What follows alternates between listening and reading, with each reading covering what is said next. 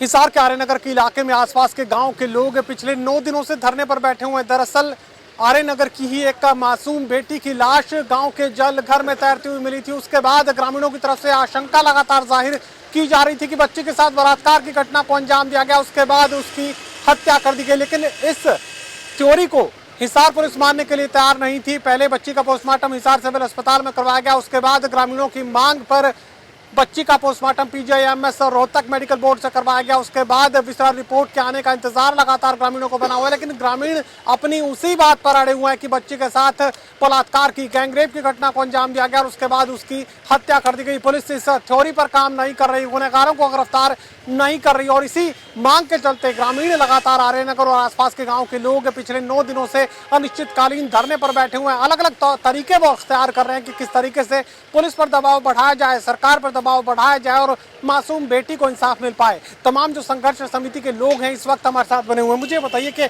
9 दिनों का धरना हो चुका है, अब तक क्या कुछ सामने आया है? अभी तक तो सामने कुछ साफ आया नहीं है कि पोस्टमार्टम की रिपोर्ट हिसार की भी आई थी, उसके बाद हमने रीपोस्टमार्टम रोहतक का करवाया था। तो उसके अंदर से भी हम लोगों को संतुष्टिजनक कोई भी जवाब नहीं मिला, ना प्रशासन की तरफ से मिला है, ना कोई डॉक्टरों के पोस्टमार्टम की तरफ से मिला है। तो हम लोग तो इसको बिल्कुल शांतिपूर्ण तरीके से अपना काम कर रहे हैं, प्रशासन की पूरी मदद कर रहे हैं। वो हम लोगों को मिलने के लिए बुलाते हैं तो हम लोग जा भी रहे हैं। एसपी साहब से मुलाकात करके आए थे, एसपी साहब से हमने बात करी थी तो एसपी साहब ने भी कोई हमें इतना संतोषजनक जवाब नहीं दिया था। शुरुआती संघर्ष के मौके पर हमने देखा था कि ग्रामीणों को सड़क को अपने कब्जे में लेना पड़ा था, उसके बाद पुलिस की तरफ से कहा गया कि जल्द से जल्द इंसाफ कर दिया जाएगा। एक जो आप ही के लोगों के बीच में से भी ये बात निकलकर सामने आ रही थी कि जो पीजीआईएमएस से जो रिपोर्ट निकलकर सामने आई है उसमें कुछ ऐसा आप लोगों को नजर आ रहा है जिससे आपकी आशंका और भी ज्यादा गहराती जा रही है।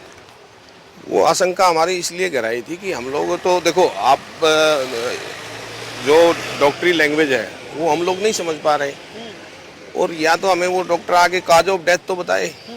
उसके अंदर एक भी लाइन ये लिखी हुई है कि काज डेथ किस कारण से हुई है, और बच्ची जलघर में मिली, उसकी जब लाश को बाहर निकाला गया तो जिन परिजनों ने और साथियों ने, गांव के साथियों ने उसको निकाला था तो बिल्कुल नॉर्मल डेड बॉडी थी, जैसे कोई 8-10 घंटे से इसको डाला गया हो।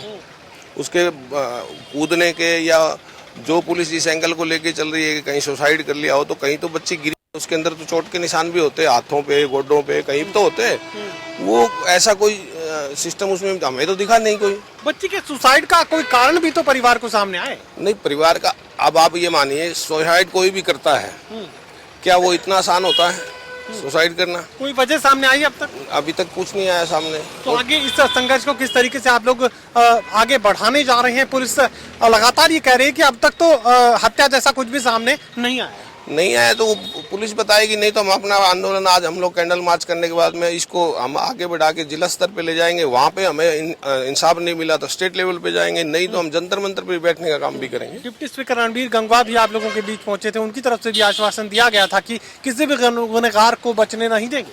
हाँ बिल्कुल, उन्होंने बोला था कि गुनहगार को बचने नहीं देंगे। हम लोग भी कह रहे हैं कि गुनहगार को ही अरेस्ट करे पुलिस के पास। आज के दिन भी अगर तंत्र में पुलिस फेल है तो क्या इसका मतलब सिस्टम सारा फेल है हरियाणा? पुलिस तो मानने के लिए तैयार नहीं है कि बच्ची के साथ गैंगरेप और किसी भी तरीके की हत्या उसकी की गई है। वो साफ ही बात करें कि अब तक तो सुसाइड का है मामला।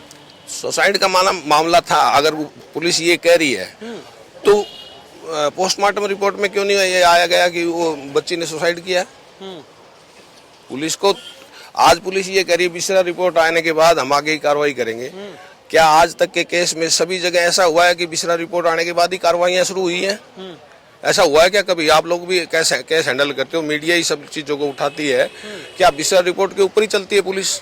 चलिए, आर्यनगर के इलाके में आसपास के गांव के लोग इस संघर्ष में शामिल हो चुके हैं। दोटू की बात करें कि बच्चे के साथ गैंगरेप की घटना को अंजाम दिया गया, इसके साथ ही उसकी हत्या को भी वारदात के जो वहां पर संकेत देखने को मिल रहे हैं उसके आधार पर ग्रामीण ये बात कह रहे हैं कि बच्ची की हत्या की वारदात को भी अंजाम दिया गया था। अब इंसाफ की दरकार इन तमाम ग्रामीणों को है और दोटू ये कह रहे हैं कि अगर आर्यनगर इलाके के संघर्ष से बात नहीं बनी तो जिला स्तर पर इस संघर्ष को लेकर जाएंगे और वहां भी बात नहीं बनी तो पूरे हरियाणा प्रदेश में इस संघर्ष को ये तमाम ग्रामीण लेकर जाएंगे। सहयोगी कमल के साथ doctor Mahesh Kumar, total news, Hisar.